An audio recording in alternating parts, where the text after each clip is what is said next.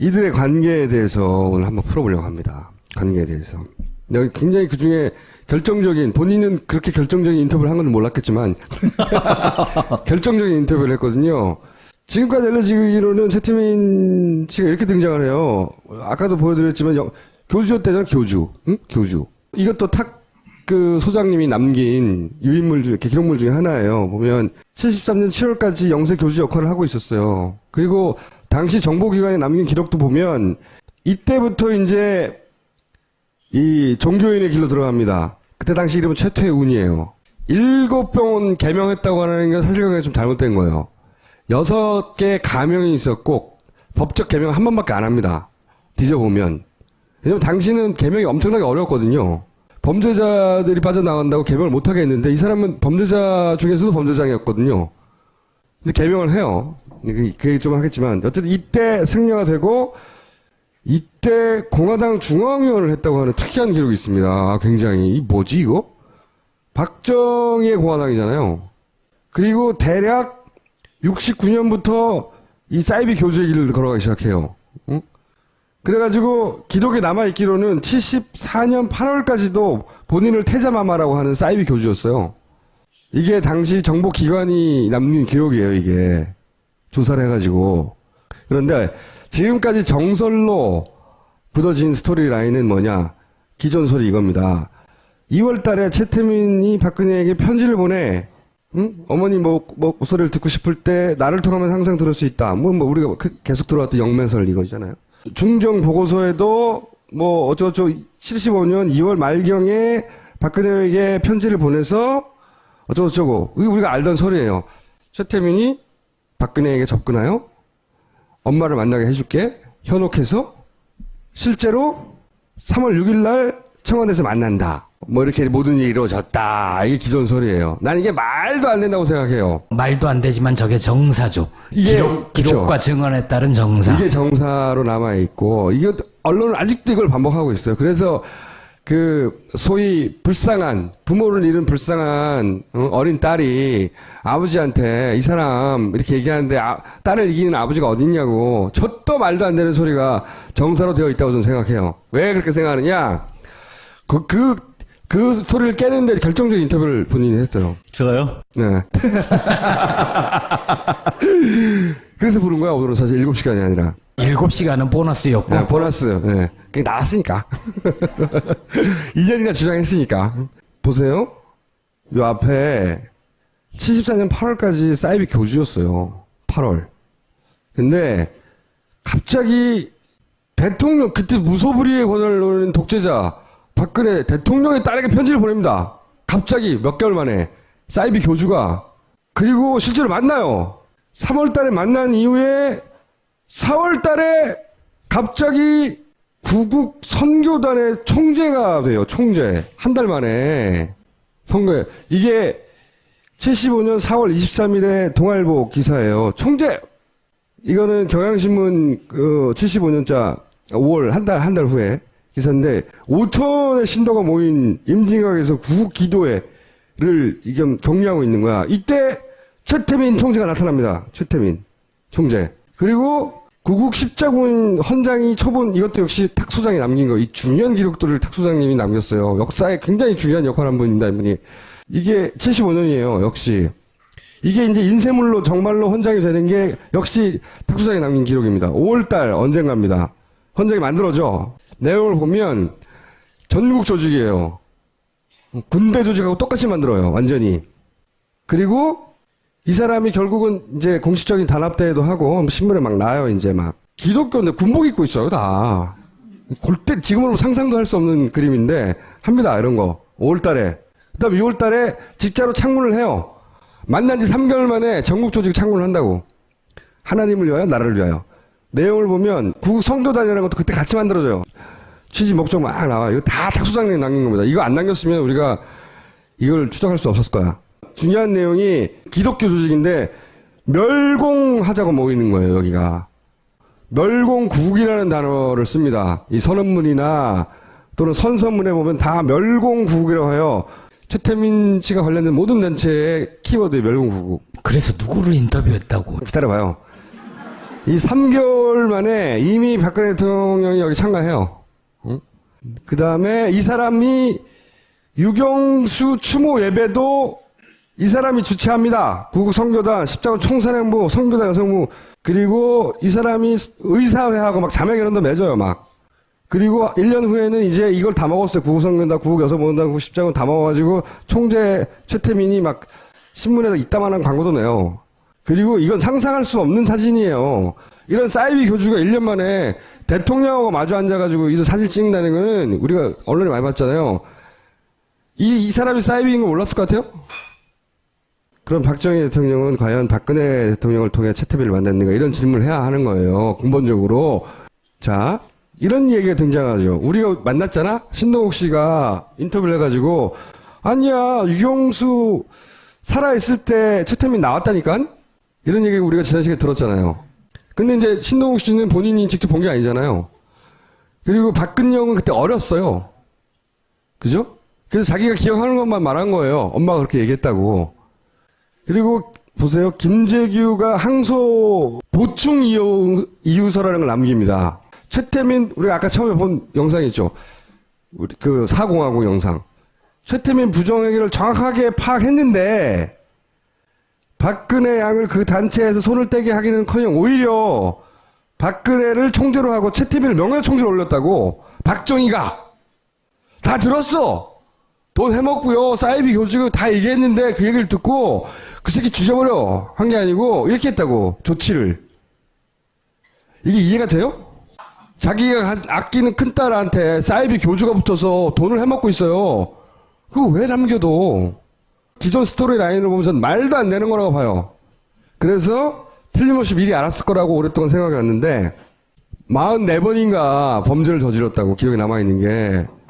그러면 국가 권력을 다 쥐고 있는 사람이 그 기록 못 받겠어요? 이 사기꾼이잖아. 알았을 거야. 근데 그런 사람 이름 못 바꾸게 하려고 만들어 놓은 불어의 원칙이 바꿔줘. 이름을 최태민이 딱 한 번 바꾼 거예요.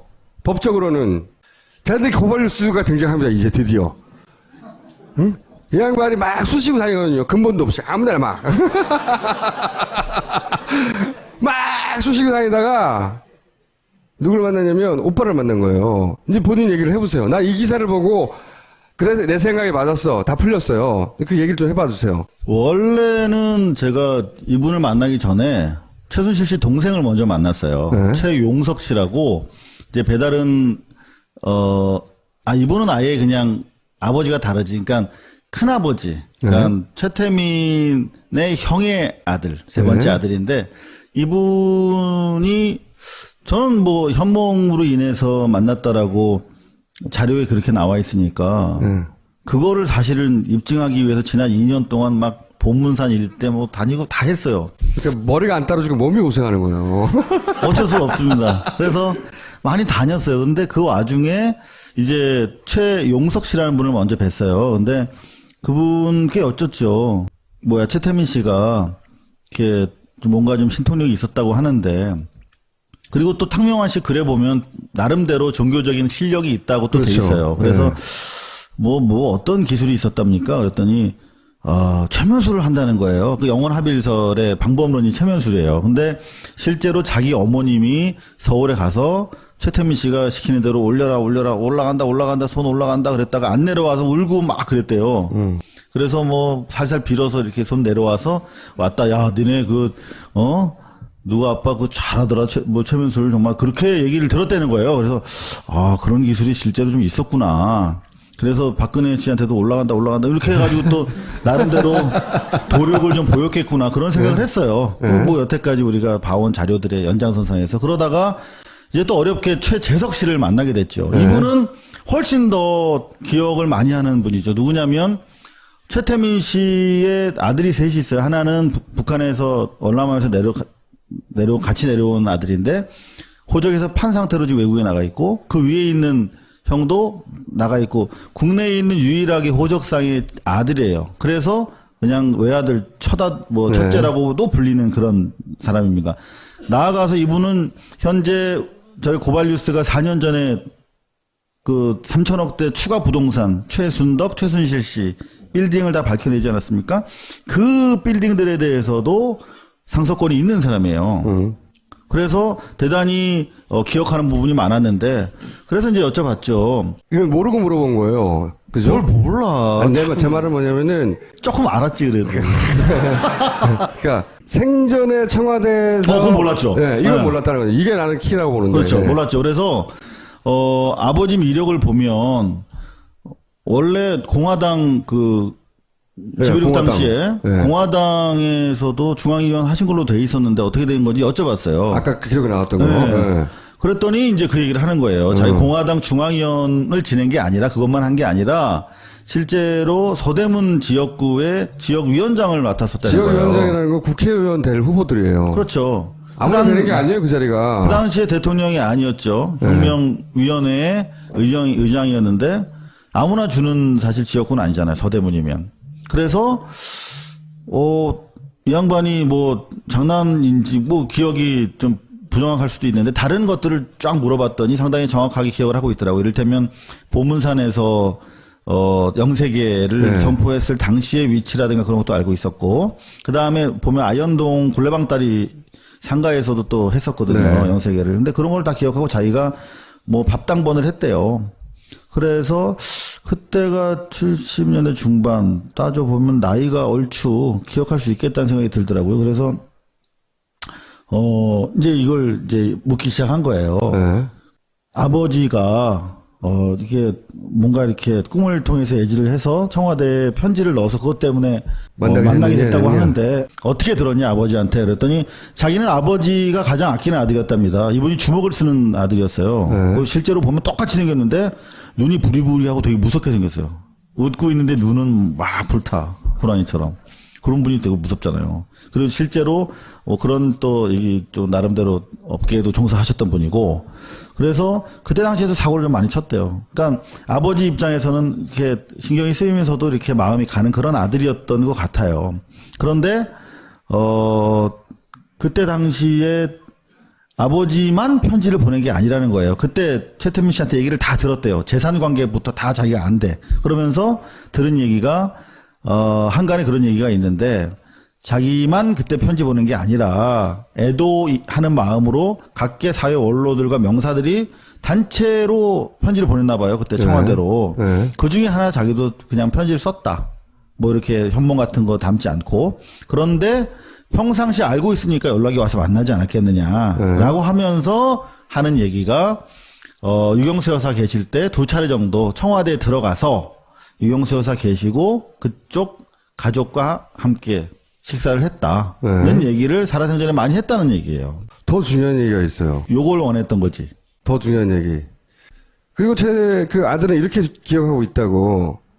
부친이 일제시대 일본에 머물 무렵 청년 박정희를 그때부터 알고 지냈고 박정희 대통령이 부친으로부터 뭔가 많은 도움을 받아서 늘 미안한 감정을 가지고 있었던 것 같다. 라고 자기는 들었다고. 이 얘기를 한 계기는 아까 우리 충수가 보여준 사진이 있어요. 3샷. 네. 그 소파에 앉아있는 3명이 앉아있는 네. 자리. 네. 근데 이게 그 당시에 정말 서슬시퍼런 독재자 박정희 씨 앞에서 저렇게 앉아있을 수 있겠느냐. 그냥 친분 없이 하면서 그 사진 얘기를 하면서 꺼낸 얘기예요. 그러니까 원래 아버지랑 박정희랑 상당한 교류가 있었고 과거에 지역구를 받을 때도 그랬고 그 이후에도 계속 교류가 있었다는 거예요. 그러니까 이 사람의 주장은 아버지가 원래 정치랑 종교랑 사회복지에 관심이 있었다고 하는 거예요. 그러니까 주장을 제가 전하는 겁니다. 이건 뭐 판단은 여러분들이 하시고 차후에 검증이 필요하겠습니다만 정치를 했으면 아버지가 원래 이게 말빨이 좋았기 때문에 지인들이 다 총리까지 했다는 거예요. 그러면서 총리까지 했을 텐데 정치의 환멸을 느끼는 계기가 있었다. 그래서 내려간 것이다. 그리고 그때 승려를 했던 것은 자기가 종교활동 차원에서 한 것이지 그게 뭐 아주 본격적인 건 아니었다라고 주장을 하고 있어요. 그래서 내려가서 이제 종교활동을 하면서 사실 종교가 대단히 정치적인 아젠다를 가지고 있는 종교다. 이게 사회 참여적인 종교고 지금 뭐 종파적으로 다 뭐 이렇게 통합이 안 돼 있기 때문에 그거를 사회 통합 차원에서 천주교, 기독교, 이렇게 유교 이렇게 통합하기 위한 정치적인 아젠다를 가지고 있는 것이고 어떤 그 세계 평화로 나아가는 뭐 그런 아주 뭐 독트린을 가지고 있는 것이었다라고 주장을 하더라고요. 그래서 자기 정치적 경험이 종교에 담겨서 그런 활동을 했던 연장선상에서 이후에 대통령도 관계를 지속적으로 가질 수 있었다라고 주장을 하고 최태민 씨의 기록을 보면 일본 시대 수사였어요. 43년부터 네. 말에 그러니까 해방되고 나서는 이제 여러 가지 다른 일을 했지만 일본 일제시대는 순사였고 일본군 장교 출신이죠. 무슨 도움을 주고 받았는지는 알 수 없어요. 근데 인연이 있을 법도 하죠. 직업상. 그렇죠. 직업상. 친일의 전선에서 함께 동지적인 상태에 있었던 거죠. 한 사람은 경찰이고 한 사람은 비슷한 시기에 순사. 한 사람은 일제 또 군인이었고. 네. 순사와 군인. 네. 그런데 생각해 봅시다. 알던 사람이야. 그리고 저는 박근영 씨가 기억하는 엄마가 저 사람 조심해야 돼 하는 것은 아내 입장에서는 믿을 수 없는 남자라고 생각했을 수 있어요. 여자들이 더 잘 알죠. 네, 그런 경고를 따라했을 수 있어요. 그러면 박정희는 알고 있었어, 이 사람을. 이렇게 나는 결론을 내리고, 그리고 그렇다면 가짜 목사라는 걸 누구보다 잘 알고 있었다고. 이게 어떻게 도움 없이 가능하냐고. 이게 박정희는 저 사람이 순사 출신이고 1년 전까지만 해도 사이비 그 교수 역할을 했고 불과 몇 개월 만에 목사가 되었고 이름도 법적으로 바꿨고 이걸 다 몰라? 대통령이? 알고자 하면? 모르는 정도가 아니라 오케이 안 해주면 일을 못 바꾼다니까. 44차례에 과거에 뭐 사기부터 시작해가지고 바꿀 수가 없어요. 그리고 사기를 아무나 치는 게 아니에요. 그러니까 보통 아무것도 없는 사람들은 주로 폭행밖에 못 쳐요.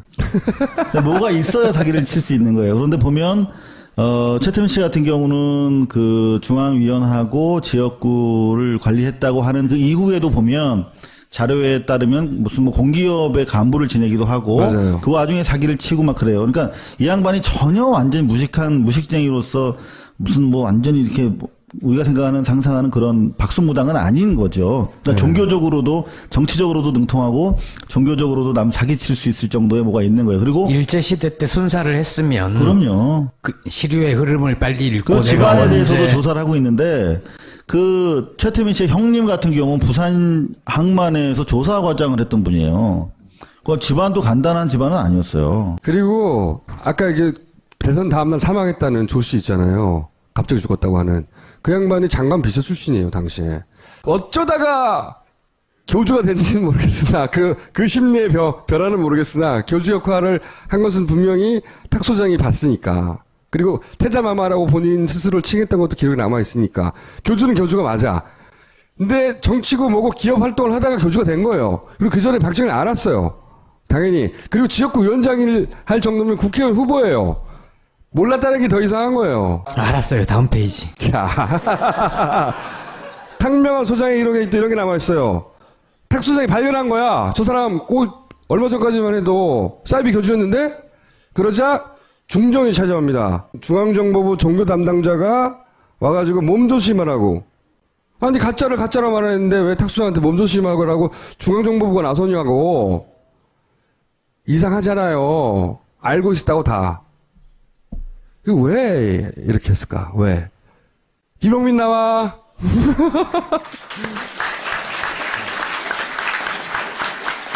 안녕하십니까. 한국의 트럼프 김용민입니다. 자, 왜 그랬냐? 개신교 하면 어느 나라가 생각나십니까? 예, 실제로 미국은 곧 개신교고 개신교는 미국이었어요. 6.25 때 이런 일도 있었습니다. 그 개신교는 곧 미국이라고 생각했던 북한 주민들이 그때 막 미국이 폭격을 날렸잖아요. 그 1.4 후퇴 이후로. 그때 우리가 교회당에 들어가 있으면은 살겠지 해가지고 당시 교회는 다 산 언덕에 있었거든요. 다 올라갔어요. 그래서 그 다 교회당에 들어갔지. 십자가만 보면은 미군 폭격기가 여기는 피해서 쏘겠지 싶었는데 제일 먼저 맞았지 거기가. 어쨌든 그 당시 사람들의 인식 속에는 미국은 기독교였다는 거예요. 예. 이 사실 미국하고의 관계 속에서 박정희는 굉장히 곤궁한 처지에 놓였어요. 왜냐? 이 종교를 탄압하고 있는 것 아닌가. 왜냐하면 그때까지만 하더라도 기독교가 진보적인 주장을 많이 했습니다. 지금 한기총 뭐 해가지고 다 보수 일색이잖아요. 새누리당 맨날 지지하잖아. 그때는 안 그랬어요. 여담으로 한기총을 어디서 만들었는지 아십니까? 참여정부 때 진실규명기구에서 확인한 바에 따르면 국가안전기획부가 만들었습니다. 한기총이 보수 목사들을 죽여가지고. 네, 그게 80년대 일이에요. 예. 그런데 그 원조가 지금 나오는 거예요. 원조가 당시에 자 이제 쭉 풀어서 예. 자, 왼쪽이 진보 개신교계, 오른쪽이 이제 최태민의 동태입니다. 진보 교계 일단 진보. 사실 1969년 이전만 해도 개신교는 이승만 박정희 권력에 달라붙었던 거의 뭐 합일체였습니다. 자, 그런데 69년부터 서서히 틀어지기 시작했는데 삼선개헌 이것을 발표하면서 당시 NCC, 지금의 한국기독교교회협의회라는 연합기구에서 반대를 했습니다. 이후로 계속 박정희 정권과 들이받는 거예요. 진보교계가. 진보교계라면 주로 장로교 중심의 혹은 감리교 이런 계통의 그 교단들인데 그러다 1973년 4월 부활절 때 새벽에 부활절 연합예배 열지 않습니까? 여의도 광장, 뭐 서울 광장. 이때는 남산에서 했었는데 그때 진보교단 목사들이 전단지를 뿌리는 거예요. 유신 정권을 막 항거하면서 유신 기독교가 정권 운동권이 돼버린 거예요. 아주 박정희 정권을 정면으로 들이받는. 모든 개신교계가 그런 건 아니고 진보교계가 그랬어요. 근데 진보교계가 그 이후에 유신 철폐 데모에 앞장서기도 하고 그러면서 하여튼 박정희에게 굉장히 위협이 됐었어요. 근데 이 진보교계가 미국하고 굉장히 탄탄한 네트워크가 구성되어 있었습니다. 그런 진보교계를 박정희가 이뻐하겠어요? 어떻게든 정권에 위협이 되니까 손을 봐야 되겠다. 이렇게 생각을 했던 거죠. 그래서 굉장히 이 진보 개신교계를 어떻게 손볼까 고민을 하던 와중이었습니다. 그러면서 이제 예를 들어 진보 교계를 이적 활동을 한다든지 지금 쓰는 수법 있잖아요. 예. 정권에 반대하면 종북이라고 모는 거 이때 다 나온 거예요. 원조가. 네. 교계를 이적 활동한다고 하고 뭐 횡령 범죄로 단속하고. 횡령 범죄는 지어낸 거였어요. 네. 그러니까 없는 죄를 만들어낸 거죠. 앞서서 1971년에 그 문공부 장관이 진보 교계에다가 이제 드디어 선전포고를 합니다. 자꾸 이런 식으로 종교의 본연의 그런 이 범위를 벗어나면은 그렇다고 종교라고 봐줄 수는 없는 거 아니냐. 그땐 가만히 안 두겠다. 이렇게 공개적으로 경고를 했고요. 74년 국가조찬기도회 때는 박정희가 직접 이 진보교계가 민청학년하고 연결되어 있는 것 같다. 라면서 또 이렇게 슬쩍. 지금 우리가 알고 있는 수법들은 다 이때 등장한 거예요. 그러면서 또 75년 4월에는 뭐 말씀드린 대로 NCCK에 참여했던 그런 목사들, 이분들 아무래도 선교비 받아다가 인마이 포켓한 거 아니냐. 외국으로부터 선교비 받아다가 인마이 포켓한 거 아니냐. 이런 걸로 횡령 단속을 했었고 75년 11월에는 로마서 13장을 김종필 씨, 당시 국무총리가 이야기를 했는데 로마서 13장은 모든 권력에게 순종하라. 이 이야기를 여기서 이 사건도 굉장히 중요해요. 예. 미국 목사를 추방했는데 조지 오글 목사님은 이제 미국 목사님인데 뭐 들어와서 이렇게 저렇게 우리 민주화 운동에 참여를 했고 인혁당 사건 당시 이게 조작된 것이다라고 네. 폭로한 주인공입니다. 미국 목사님인데. 이 추방당했고 근데 이 일로 미국에서 한국을 인권탄압국이라고 예. 얘기하고 압박했단 말이죠. 그러니까 예. 생각해 보시면 요 시점이 거의 우리 최태민 그 목사 직전 사이비 교주 상태였을 그때예요. 저 무렵에 이제 서울로 올라오신 거예요. 네, 요번에 서울 올라오셨고 요때만 하더라도 태자마마 상태였던 때예요. 태자마마. 74년 7월에 아주 중요한 일이 있었는데 오늘 이 사실을 폭로하고 있는 제가 태어난.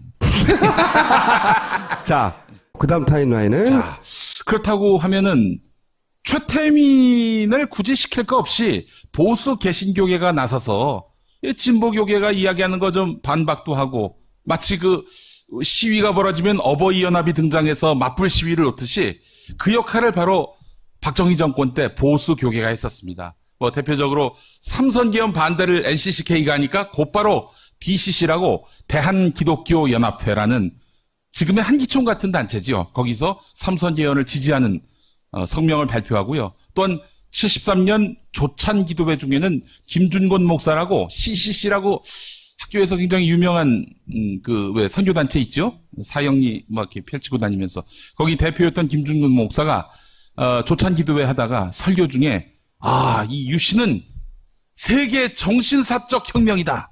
이러면서 잔뜩 띄워줬었습니다.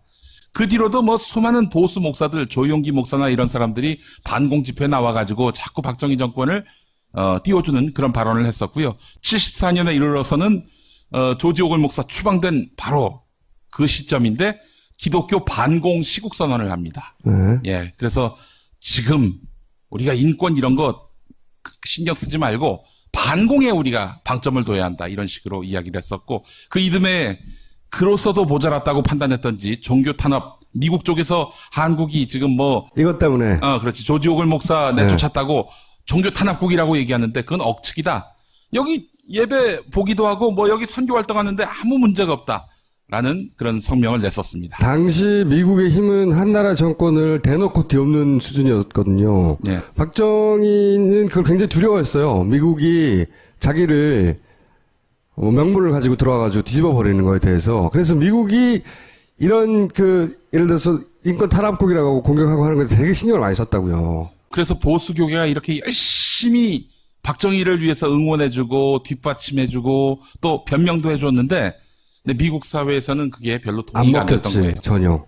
이쪽 사람들이 훨씬 미국하고 커넥션이 좋았거든요. 예. 당시에 막 그 정권을 이렇게 옹호하고 다녔던 목사들의 배경을 따져보면은 미국 교계하고 그렇게 연관이 없는 뭐 침례교, 순복음 그리고 장로교라 하더라도 너무 보수적이어서 미국하고는 연이 끊어져 버린 그런 목사들. 그리고 이제 이건 최태민 라인인데 뭐 예. 편지를 했다 뭐 갑자기 그리고 5월달 아까도 쭉 설명했죠. 조선일보에도 광고 등장하고 동아일보도 등장해요. 아까 보여드린 건 동아일보인데 일제 일간지에 등장해요. 최태민이. 그리고 77년에는 박정희 최태민 거세 잘라라 지시를 합니다. 이 얘기는요. 그 박정희가 불러가지고 친국을 했다는 거 아닙니까? 직접 네. 친히 이게 추궁을 했었는데 그때 박근혜가 나타나서 박근혜 대통령께서 나타나서 이렇게 뭐 울었다는 거 아니에요 한마디로. 네, 뭐 그런 식으로 이야기가 남아 있죠. 이분은 굉장히 나에게 도움 주시는 분이고 뭐 좋은 분이고 이런 식으로 얘기를 했는데 그로부터 며칠 뒤에 박정희 대통령이 당시 선우연 공보 비서관한테 거세하라고. 물론 거세하지 않았고 이게 다 일화들이에요. 그러니까 만약에 진짜로 최태민을 제거할 필요가 있었으면 정권 차원에서 박정희 대통령 입장에서 이건 쉬운 일이에요. 사라지게 하는 건. 이게 뭘 뜻하냐. 작품이라는 거예요. 박정희의. 결국은. 작품이고 그러니까 박정희 최태민이 이미 알고 있었고 당시 진보적 교계를 탄압할 필요가 있었는데 동시에 기독교 탄압이라는 미국의 어떤 압력을 반발을 피해야 할 필요가 있었고 그러니 교계 내에서 기독교가 기독교를 제압하는 형식이어야 했고 그런데 기존의 보수 기독교가 가지고는 그게 안 되고 그러자 관면 기독교 조직을 만들 필요가 있었고 그런데 그거를 아무나 할 수 없는데 소위 이렇게 정치적인 감각과 사이비 교주의 능력을 가지고 있었고 본인도 사전에 알고 있고 또 아마도 신세 전적이 있었던 최태민을 불러서 이름을 바꿔주고 신분 세탁을 한 다음에 이걸 맡긴 겁니다. 얘기를 듣다 보니까 진짜 교주 같다. 지금은 잘못 선택했어. 또 최태민이 그냥 나 목사다 하고 짠 하고 나타난 거 아닙니까? 75년에 4월경에.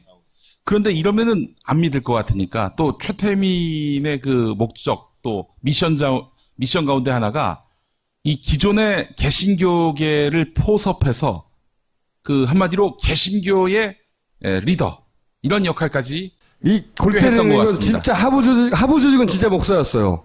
대빵이 가짜 목사인 거야. 그래서 임진각에서 그때 집회를 했을 때 우리 기독교가 반공으로 총화 단결해야 한다.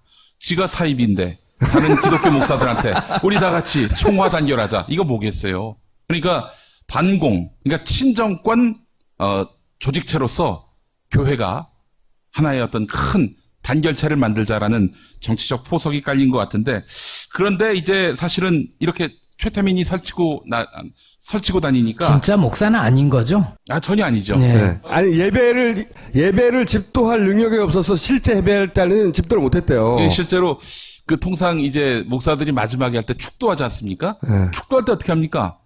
그냥 먼저 형식이 딱 나와가지고 있잖아. 지금은 네. 우리 주 예수 그리스도 이렇게 나오잖아요. 네. 근데 이분이 그걸 몰라가지고 원고를 써갖고 간 거야. 원고를 써갖고 왔는데 지금은이라고 시작해야 되는데 축도 지금은 자, 왜 이런 스토리가 지금까지 정설로 남아 있었을까? 그리고 왜 김재규는 이런 보고를 했을까? 저는 이제 제가 공작을 겪다 보니 공작의 기본 생리가 그겁니다. 정보부도 다 그걸 알 것 같아요? 아니에요. 아는 것만 아는 겁니다. 그 기획을 한 쪽만.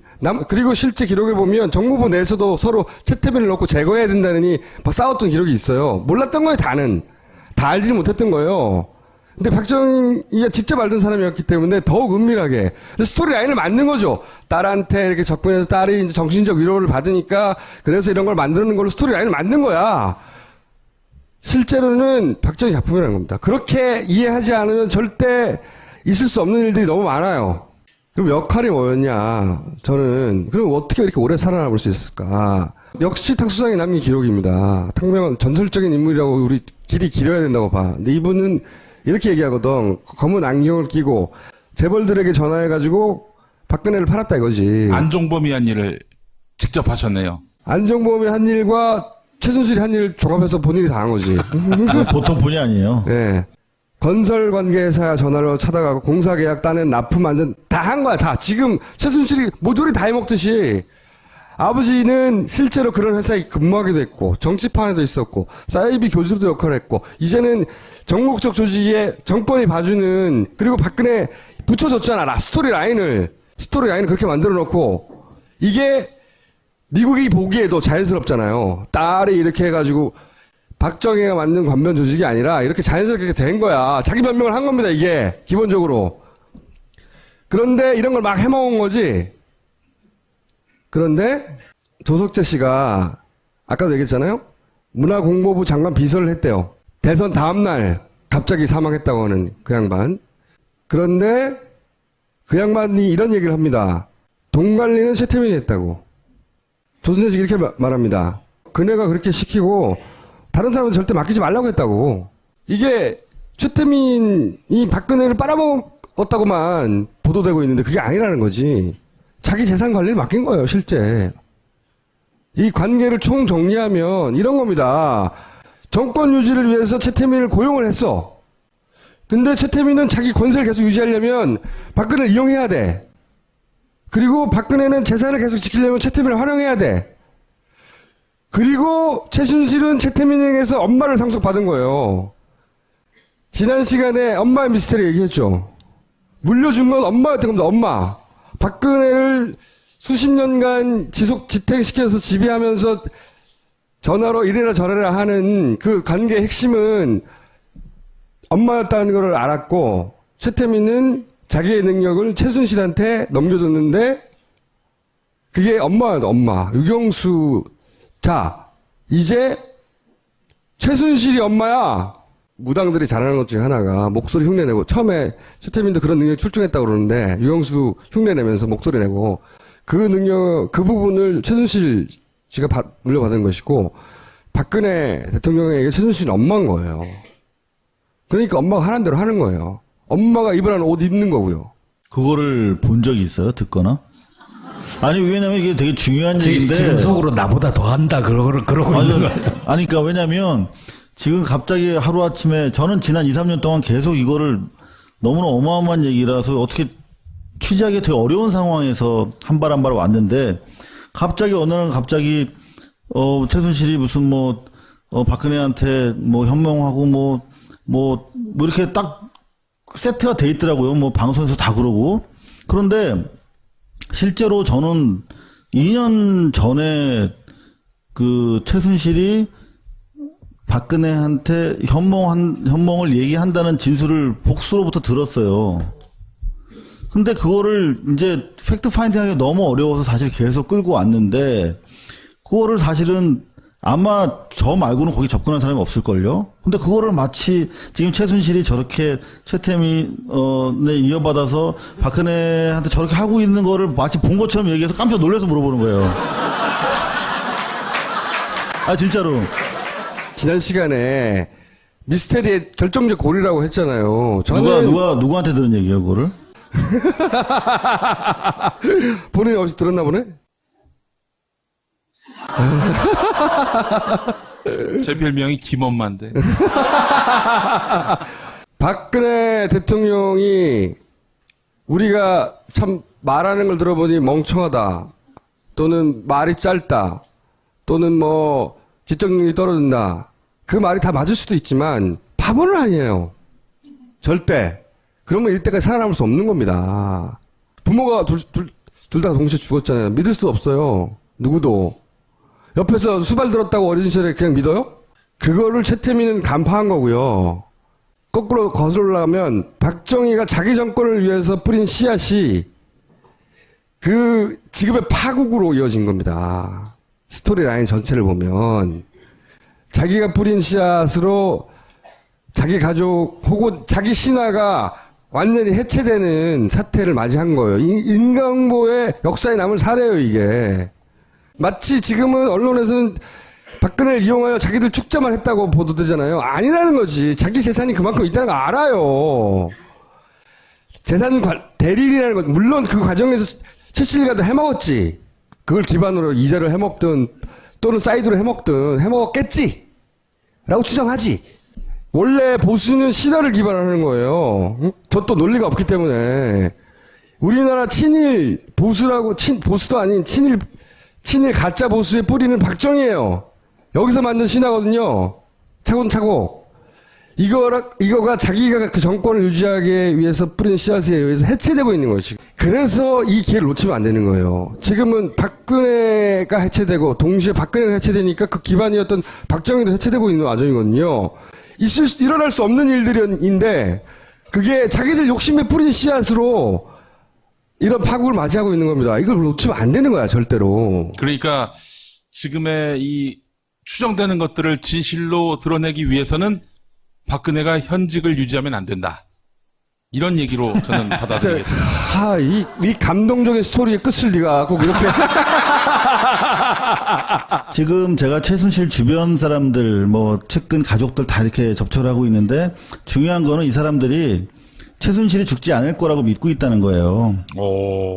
그리고 박근혜 정권도 그렇게 소락호락 망가지지 않을 거라고 생각하고 있어요. 그렇기 때문에 입을 못 여는 것들이 많습니다. 그런데 우리 국민들이 힘을 모아서 이 정권, 이 체제, 그리고 이 만들어진 엉터리 신화가 붕괴될 수 있다라고 하는 것들을 보여줘야 바로 그래야만 우리 총수가 얘기하는 엄마의 진실도 열릴 것이고 총수가 더 이상 소송도 당하지 않을 거라고 생각합니다.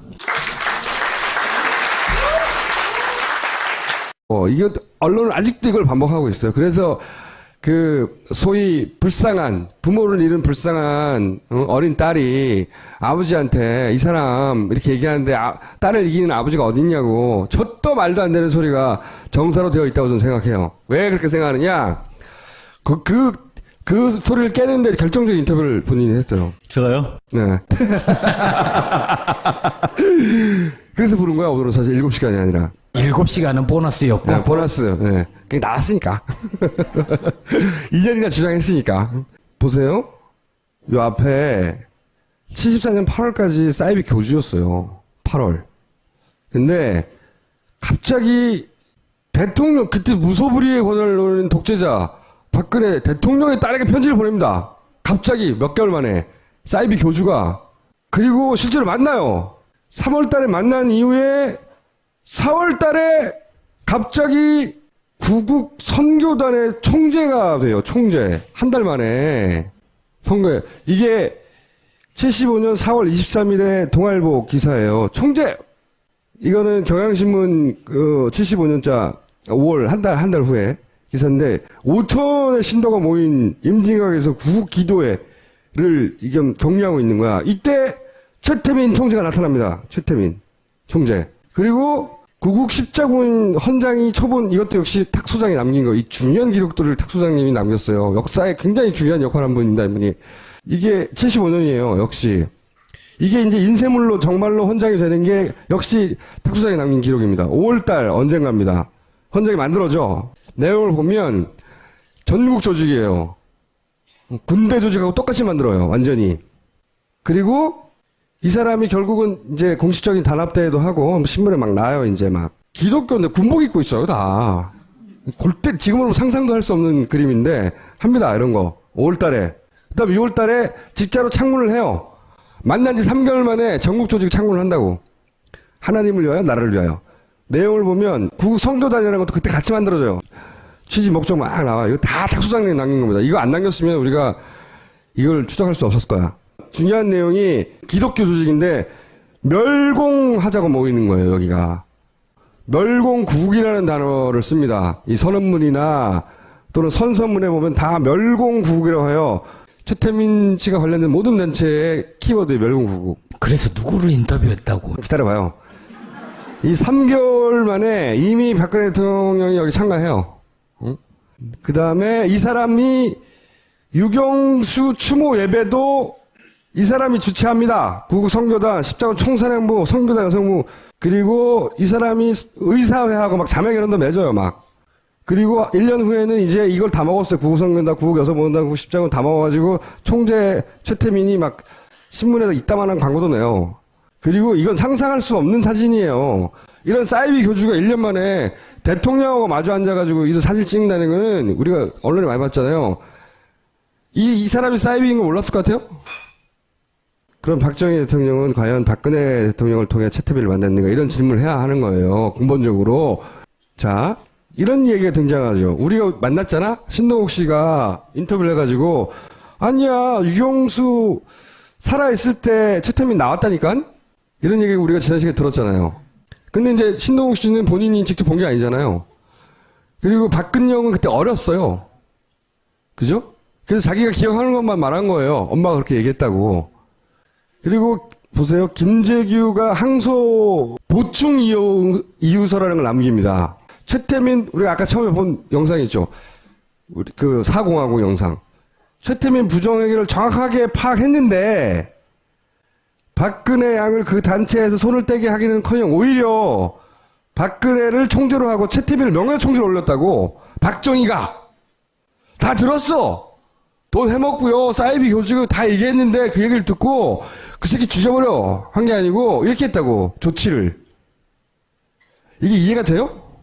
자기가 아끼는 큰딸한테 사이비 그렇게 얘기를 들었다는 거예요. 그래서 아 그런 기술이 실제로 좀 있었구나.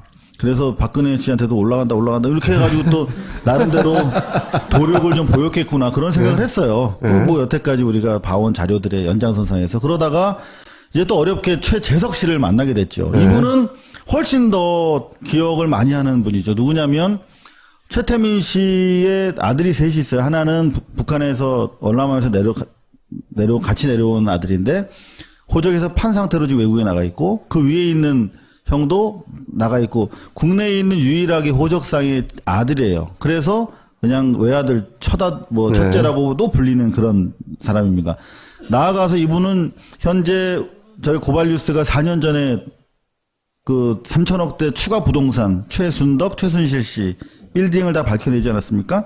그 빌딩들에 대해서도 상속권이 있는 사람이에요.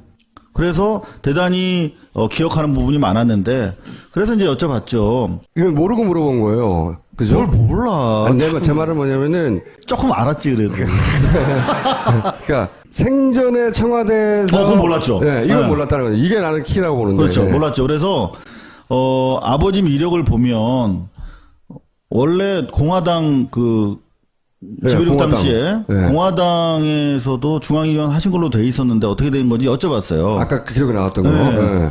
그랬더니 이제 그 얘기를 하는 거예요. 자기 공화당 중앙위원을 지낸 게 아니라 그것만 한 게 아니라 실제로 서대문 지역구의 지역위원장을 맡았었다는 거예요. 지역위원장이라는 건 국회의원 될 후보들이에요. 그렇죠. 아무나 되는 게 아니에요, 그 자리가. 그 당시에 대통령이 아니었죠. 혁명위원회의 의장이었는데 아무나 주는 사실 지역구는 아니잖아요. 서대문이면. 그래서 이 양반이 뭐 장난인지 뭐 기억이 좀 부정확할 수도 있는데 다른 것들을 쫙 물어봤더니 상당히 정확하게 기억을 하고 있더라고요. 이를테면 보문산에서 영세계를 선포했을 당시의 위치라든가 그런 것도 알고 있었고 그 다음에 보면 아현동 굴레방다리 상가에서도 또 했었거든요. 영세계를. 근데 그런 걸 다 기억하고 자기가 이들의 관계에 대해서 오늘 한번 풀어보려고 합니다. 관계에 대해서. 내가 굉장히 그 중에 결정적인, 본인은 그렇게 결정적인 인터뷰를 한 건 몰랐겠지만, 결정적인 인터뷰를 했거든요. 지금까지 알려지기로는 최태민 씨가 이렇게 등장을 해요. 아까도 보여드렸지만, 교주였대잖아, 교주. 응? 교주. 이것도 그 소장님이 남긴 유인물 중에, 기록물 중에 하나예요. 보면, 73년 7월까지 영세 교주 역할을 하고 있었어요. 그리고 당시 정보기관에 남긴 기록도 보면, 이때부터 이제, 이 종교인의 길로 들어갑니다. 그때 당시 이름은 최태운이에요. 7병원 개명했다고 하는 건 사실관계가 좀 잘못된 거예요. 6개 가명이 있었고 법적 개명 한 번밖에 안 합니다. 뒤져보면. 왜냐면 당시는 개명이 엄청나게 어려웠거든요. 범죄자들이 빠져나간다고 개명을 못하게 했는데 이 사람은 범죄자 중에서도 범죄자였거든요. 근데 개명을 해요. 그 얘기 좀 하겠지만 어쨌든 이때 승려가 되고 이때 공화당 중앙위원을 했다고 하는 특이한 기록이 있습니다. 굉장히. 이 뭐지 이거? 박정희의 공화당이잖아요. 그리고 대략 69년부터 이 사이비 교주의 길을 걸어가기 시작해요. 응? 그래가지고 기록에 남아있기로는 74년 8월까지도 본인을 태자마마라고 하는 사이비 교주였어요. 이게 당시 정보기관이 남긴 기록이에요, 이게. 조사를 해가지고. 그런데 지금까지 정설로 굳어진 스토리라인은 뭐냐? 기존 소리 이겁니다. 2월 달에 최태민이 박근혜에게 편지를 보내. 응? 어머니 목소리를 듣고 싶을 때 나를 통하면 항상 들을 수 있다. 우리가 계속 들어왔던 영매설 이거잖아요. 중정 보고서에도 어쩌고저쩌고 75년 2월 말경에 박근혜에게 편지를 보내서 어쩌고저쩌고. 이게 우리가 알던 소리예요.